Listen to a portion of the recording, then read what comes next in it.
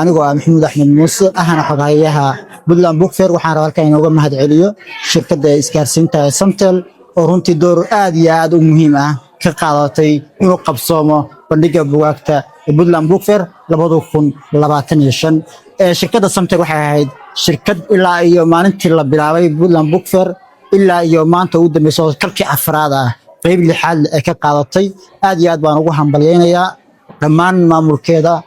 guud ahaan shirkadda gaar ahaan gobolka Nugaal marketingkeeda dadka u joogo dhanba waa u mahadcelinayaa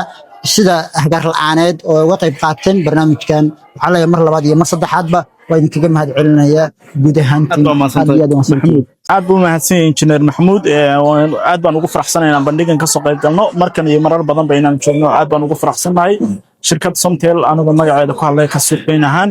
barnaamijkan waa barnaamij aad waxtar u leh bulshadana waxtar u leh waxaana ka dareemaysaa sida bulshada aad u tiro badan ay uga soo qayb gashay oo meel la kala istaago la waayay waan soo dhaweynayaa barnaamijkan waxaana jeclahay inay inta ay ka badan ba sii wadaan waan soo dhaweynayaa wassalaamu calaykum warahmatullaahi wabarakaatuh